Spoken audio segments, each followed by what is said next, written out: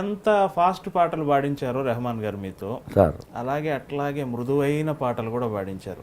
వెన్నెలా వెన్నెలా మెల్లగా రావే పూల తేనెలేతే, అంటే వర్సటాలిటీ చూపించడం అనేది ఆయన ఒక ట్రెండ్ అండి. అదే సినిమాలో బిగినింగ్ పాట వెలతానై కలిసిందే మగువా తరినానే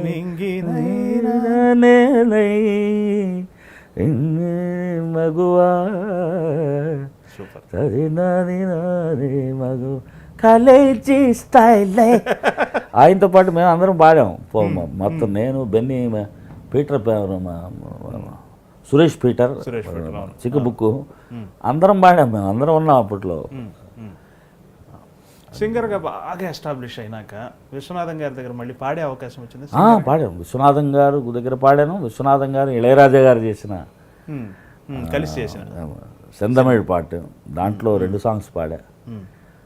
ఆయన మ్యూజిక్, ఆయన పాటకి ఆయన ట్యూన్ ఇస్తే బ్యాక్గ్రౌండ్ స్కోర్ అంతా వాయిద్య సహకారం, వాయించాల్సిన పద్ధతి అంతా రాజాగారి నోట్స్ ఇచ్చి చాలా నా లైఫ్ నాకే చూస్తుంటే చాలా ఆశ్చర్యం వేస్తుందండి. ఏజ్ ఆఫ్ 51-52 ఇయర్స్ లోపు నేను విశ్వనాథం గారితో వర్క్ చేశాను. ఆయన దగ్గర పాడాను.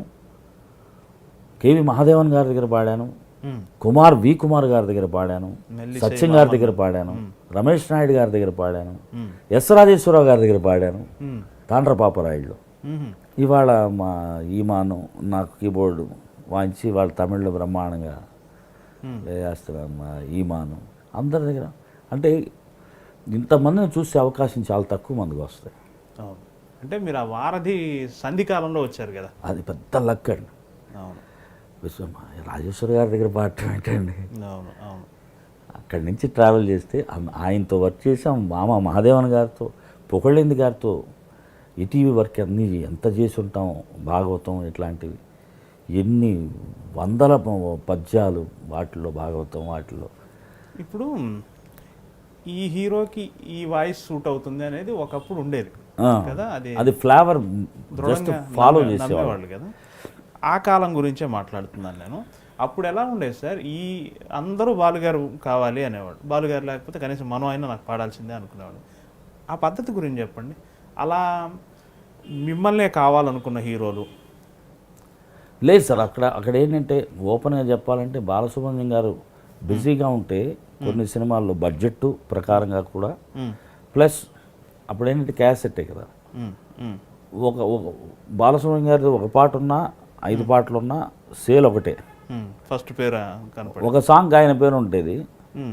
పారితోషికం ఆయనలో 4వ వంతు ఉంటుంది నాది. సో మిగతా 3 పాటలు ఏమైనా వేసేసుకొని పాడించుకుంటే మనకి బడ్జెట్ తక్కువ, నీట్గా కనపడిపోద్ది అనుకునే ఉద్దేశం జనరల్గా ఉంటుందండి.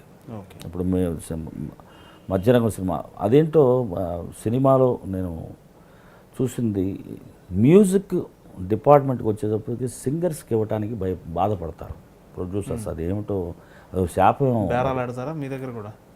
ఇచ్చే 1500-2000 కూడా బేరాలాడితే ఇంకెక్కడికి పోవాలండి. నేను ఓపెన్గా చెప్తున్నాను. అందుకే ఇప్పటికీ అంతే ఉంది. అంటే అప్పట్లో ఆయన 3000-3500 తీసుకునే బాలసుబ్రహ్మణ్యం గారి దగ్గరికి వెళ్ళి, అందుకే వెట్టలు నవ్వేవాడు కాదు.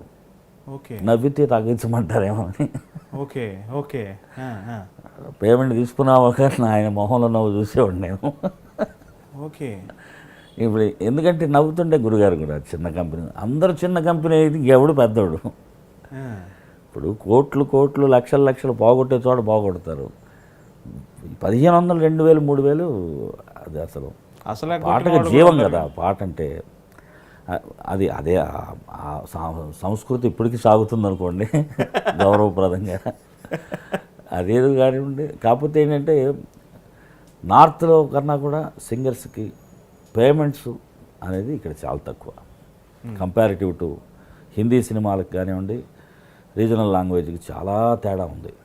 అక్కడ 1,00,000 రూపాయలు తీసుకుంటే అక్కడ 5,000 బయట చూసే వాళ్ళకి ఎట్లా ఉంటుందంటే వీళ్ళు ఎన్ని కోట్లు సంపాదిస్తున్నారు, ఆ సినిమాలో 5 పాటలు 5 మూళ్ళు 15,000 అనేది తెలియదు. ఏ 25 లక్షలు 50 లక్షలు రజనీకాంత్ గారి డబ్బింగ్ చెప్తున్నారంటే ఎన్ని కోట్లు, మన దగ్గరికి వచ్చేటప్పటికి 5 లక్షలకు బేరాలు ఆడతారని తెలియదు. అన్నీ కొన్ని చోట్ల మాట్లాడకూడదు, మీరు ఫ్రెండ్లీగా చెప్తున్నా, దీంట్లో ఒక సటైర్ ఉంది కాబట్టి. Hi, this is Mano. Watch my exclusive interview with Yamuna Kishore in I dream.